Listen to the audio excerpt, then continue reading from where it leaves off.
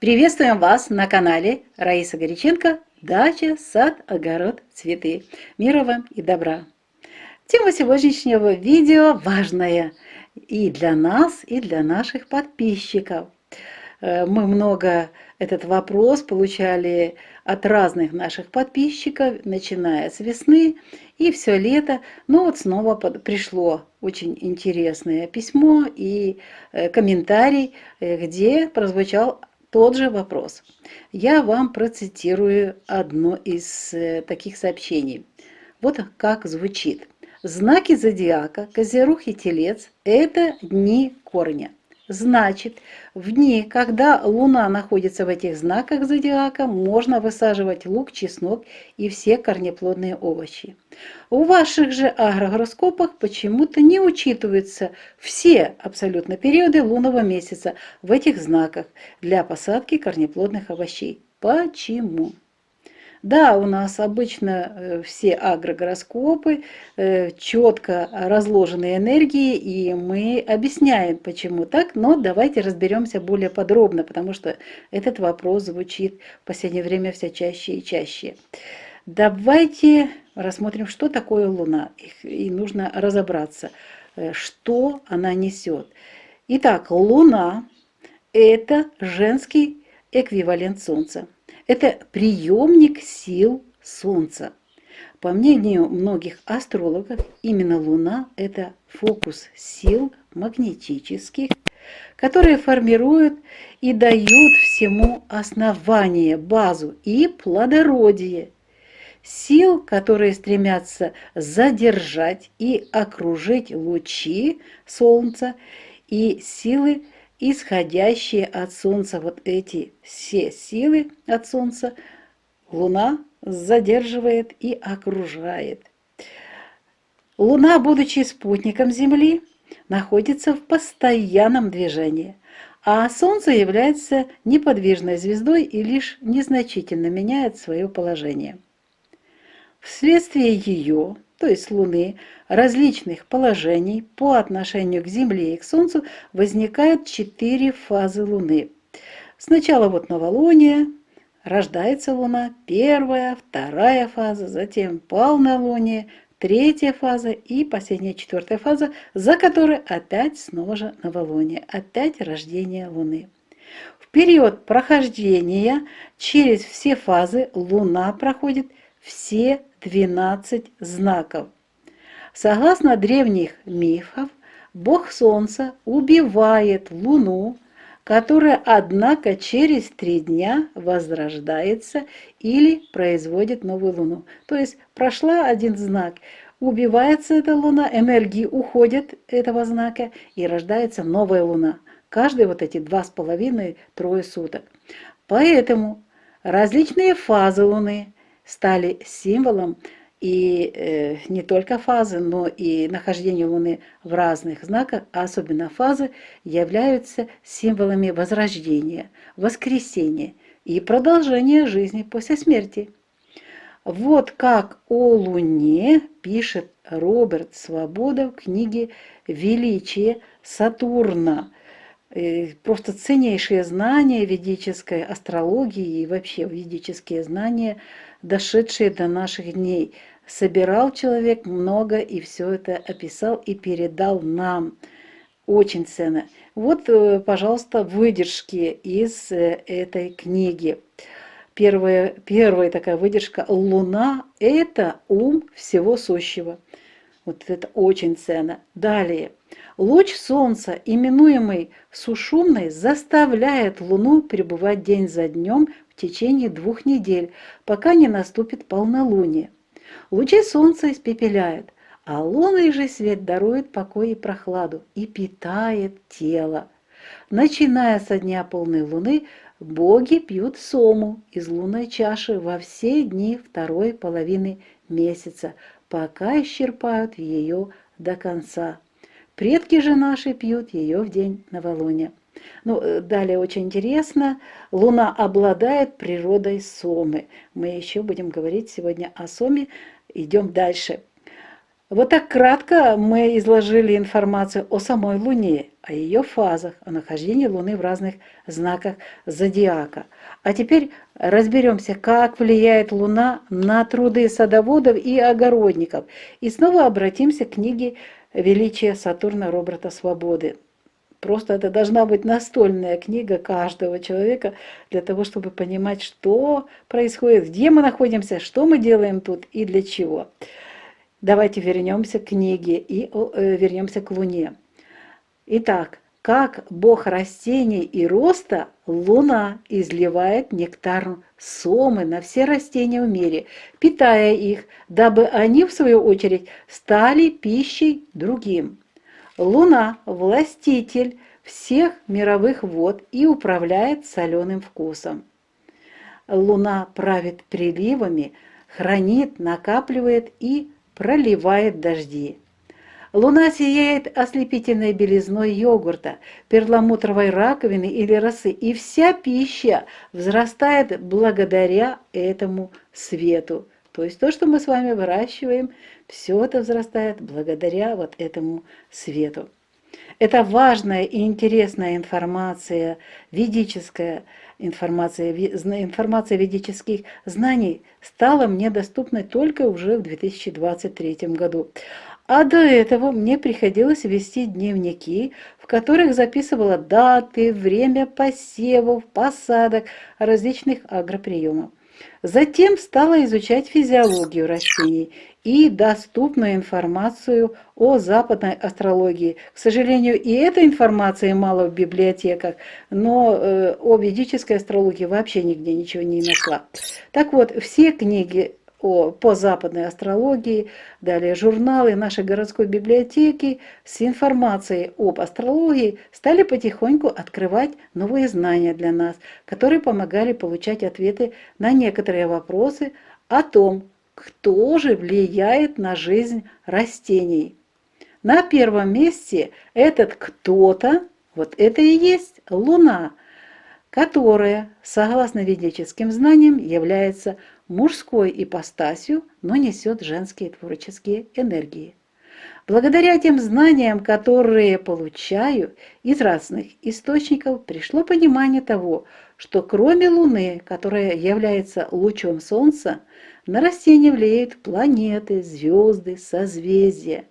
Частично информацию об этом влиянии начала излагать при подготовке посевных и посадочных агрогороскопов зимой в начале, потом весна 2023 года и летом. Разобравшись с небольшим количеством ценной информации о Луне, давайте вернемся к фазам Луны. Напомню, что мы сначала много лет проводили опыты и записывали результаты. Накопив практический опыт и наложив его на фазы Луны, мы пришли к важным открытиям. Вторая фаза Луны, имеющая цвет зеленый, цвет плодоношения, постепенно дает максимальную энергию для всего сущего и для растений. Помните, как об этом рассказывает Роберт Свобода? Мы сегодня уже выдержку зачитывали о первых 2 неделях до полнолуния. Еще раз хочу озвучить. Луч Солнца, именуемый сушумной, заставляет Луну пребывать день за днем в течение 2 недель, пока не наступит полнолуние. Лучи Солнца испепеляют, лунный свет дарует покой и прохладу и питает тело. Вот это время первой и второй фазы, продуктивное время для посевов и посадок растений, формирующих урожай над землей. Цвет первой фазы голубой, второй фазы зеленый. Они относятся соответственно к стихиям земли и воды. В это время как раз и закладывается фундамент и сами стены, крыша, практически весь дом для будущего урожая. Нарастает в земле в этот период мощная корневая система, а с помощью воды и необходимых питательных веществ из земли нарастают стебли, листья, начинают цвести и закладывать плоды растения. И вот наступает пик энергии, полнолуние. Это переход от накопления сил, то есть те 2 недели, которые первой и второй фазы, к их реализации. Именно с этого момента, согласно ведическим знаниям, напомню, начиная со дня полной луны, боги пьют сому из лунной чаши во все дни второй половины месяца, пока не исчерпают ее до конца. Луна обладает природой сомы. Сома – это в переводе значит напиток бессмертия, нектар. Сома – это божество, которое является богом Луны. Вот теперь мы и получили ответ на вопрос, почему на растущей Луне мы используем знаки Козерога и Тельца для посадки и посевов семян тех растений, которые дают нам урожай над землей. Мы уже несколько раз об этом сегодня утверждали и доказывали. Убывающая Луна в этих знаках благоприятна для корнеплодных овощей. Если же Луна сразу после сожженного пути полнолуния находится в названных знаках, то мы их используем для посевов и посадок растений с урожаем над землей и с урожаем в земле. И мы всегда в агрогороскопах об этом говорим. Это у нас открытие, кстати, очень важное открытие последних нескольких лет, и его подтвердили также наши подписчики. И вот в эти несколько дней это время еще полной чаши для всех частей растения. Далее уже вторая половина, третья до конца и четвертая фаза. В этот период высаживаем только корнеплодные овощи. Это время энергии для корней растений. Используя знания и энергию вет в этом сезоне, пока что предварительно пришли к первым выводам. Нужно использовать синтез западной и восточной астрологии. И мы уже их попробовали, пока все в испытаниях идет. Первые опыты нам очень понравились. Пока сезон продолжается и об окончательных результатах рано говорить. Мы продолжаем на практике изучать энергию всех участников Солнечной системы, как они воздействуют на растения. Кстати, это очень важно и для того, чтобы устроить свой быт, и мы об этом говорим в специальных выпусках, используя эти же знания. И в первую очередь мы получаем всегда практический опыт, а затем этот опыт ищем ответ и находим знания в астрологии и накладываем эти знания на опыт и получаем очень интересные результаты. Вот мы сегодня ответили на вопрос, почему мы используем для посадки или посева семян убывающую Луну только в Козероге и в Тельце только для корнеплодных овощей. Если высаживать на растущей Луне, энергии для корнеплодов будет совсем чуть-чуть. Да, что-то вырастет, мы пробовали. Очень мелкий чеснок, мелкий лук. Есть ли смысл терять энергию и дорогостоящие ресурсы для того, чтобы получить такой маленький урожай? Если же мы высаживаем в Тельце, в Козероге, именно лук, чеснок, все корнеплодные овощи всегда и картофель, всегда получаем хороший результат. И уже есть у нас первые отзывы о тех днях посадки картофеля, которые использовали мы и использовали так, как мы, наши подписчики, и они свидетельствуют о том, что очень хороший результат, получили хороший урожай корнеплодных картофеля. И я думаю, мы получим еще ваши ответы и рассказы в следующих видео о том, какой результат получили наши подписчики. Вот такая очень важная тема, интересная тема. Разбираемся сами, делимся с вами своими знаниями. Это нужно знать для того, чтобы получать хорошие урожаи и трудиться на земле с хорошим настроением, позитивно, и знать, для чего мы это делаем, и получать от этого удовольствие. Всего вам самого доброго, до новых встреч на нашем канале. Еще на эту тему будем рассказывать, обязательно будем разбирать все для того, чтобы правильно организовать и свою жизнь, и свой труд на земле. Всего доброго, до нових зустріч! Вітаємо вас на каналі Раїса Горяченко «Дача, сад, город, квіти». Миру вам та добра! Тема сьогоднішнього відео дуже важлива для нас та для наших підписників. Було дуже багато питань на цю тему протягом сезону, початку сезону. У нас багато і влітку таких питань було. І знову ці питання стали приходити в зв'язку з тим, що ми знову розпочинаємо посіви та посадки. І ось одне з останніх запитань, і ми повинні сьогодні розібратися і відповісти на це питання. Ось таке питання. Знаки зодіаку, Козиріг та Телець – це дні коріння. Виходить, що коли місяць знаходиться в цих знаках зодіаку, то можна висаджувати цибулю, часник та всі коренеплодові овочі.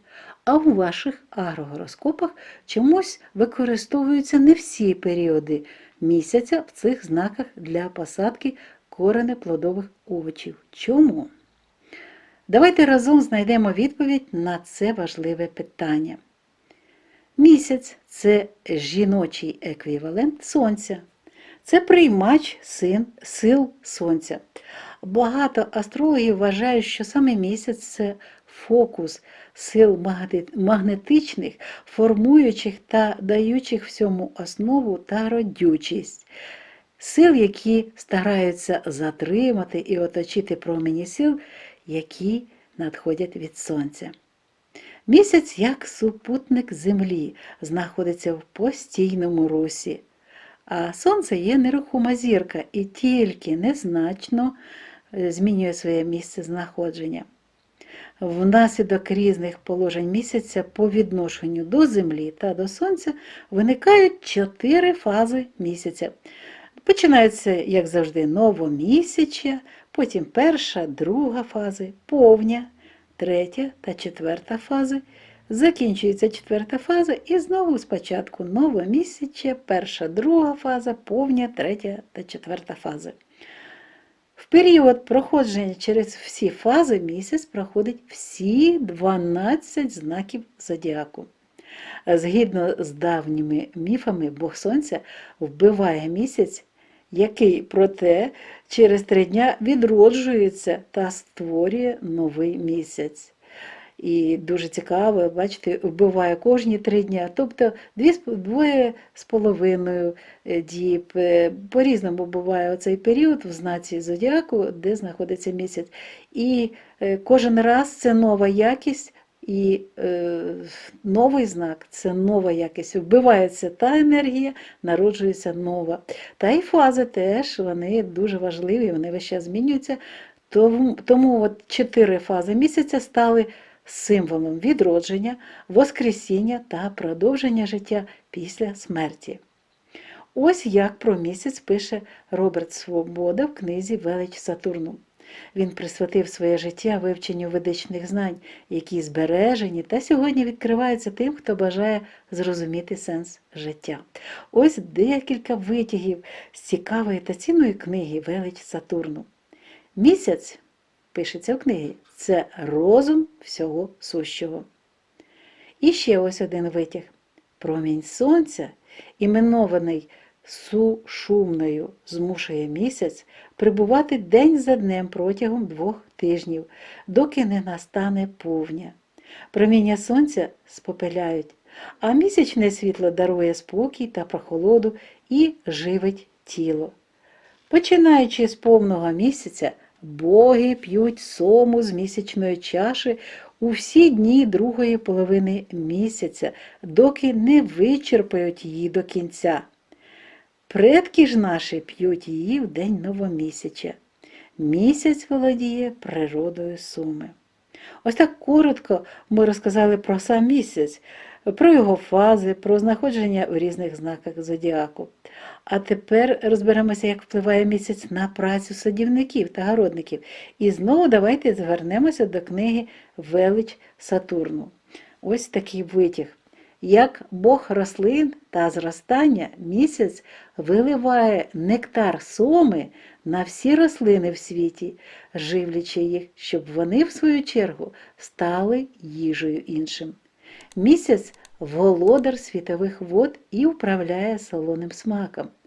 Він править приливами, зберігає, накоплює і проливає дощі.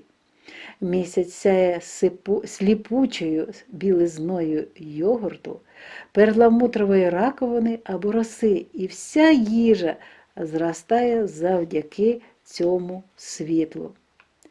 Це важлива і дуже цікава інформація ВЕД стала доступною нам нещодавно, в січні 2023 року.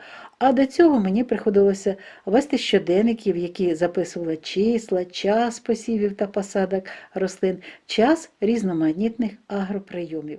Всі книги, періодичні видання нашої міської бібліотеки про астрологію стали для мене такою першою базою, фундаментом для подальших відкриттів, для отримання відповіді на наші багаточисленні питання. І таке важливе питання, як впливає цей хтось дуже важливий в сонячній системі на життя рослин на нашій планеті. Після вивчення цього питання на першому місці цього важливого, хто керує всім цим нашим процесом, важливими енергіями керує, був місяць, який, згідно ведичних знань, зараз ми це вже дізналися, є чоловічою іпостасю, але несе жіночі творчі енергії. Завдяки цим знанням, які я отримую з різних джерел, прийшло розуміння того, що окрім місяця, який є променем сонця, на рослини впливають планети, зірки, сузір'я. Частково цю інформацію я викладала в агрогороскопах посівів та посадок рослин вже у 2023 році. І багато наших підписників знайомі з цими відео. Так, ми розібралися з наявною інформацією про місяць. А тепер давайте повернемося до фаз місяця, це дуже важливо. Нагадаю, що багато років ми проводили досліди і записували результати. Коли накопичилось достатньо інформації, ми її наклали на фази місяця і зробили дуже важливі відкриття. Друга фаза місяця, яка має зелений колір, згідно інформації про астрологію, так от, друга фаза має зелений колір, колір плодоношення. Поступово дає максимальну енергію, ось ця друга фаза, для всього сущого та для рослин. Пам'ятаєте, як Роберт Свобода говорив про перші 2 неділі до повного місяця? Згадаю, це дуже важливо, тому ще раз згадаю, промінь сонця, іменований сушумною, змушує місяць перебувати день за днем протягом 2 тижнів, доки не настане повня. Проміння сонця спопиляють, а місячне світло дарує спокій та прохолоду і живить тіло. Починаючи з повного місяця, боги п'ють сому з місячної чаші. І у всі дні другої половини місяця, доки не вичерпають її до кінця. Так, не тільки боги п'ють з повної чаші місяця, а й всі учасники сонячної системи п'ють цю живильну енергію. Ось цей період першої та другої фази – продуктивний час для посівів та посадок рослин, які формують врожай над землею. Колір першої фази блакитний, другої фази зелений. Вони відносяться відповідно до стихії землі та стихії води. Саме в цей час закладається фундамент, сама будівля для майбутнього врожаю. Одночасно зростає потужна коренева система, а з допомогою води та необхідних поживних речовин з ґрунту ростуть стебла, листя, починається цвітіння та формування плодів, ягід рослин. І ось наступає пік енергії повня. Це перехід від накопичення сил, накопичення енергії до їх реалізації.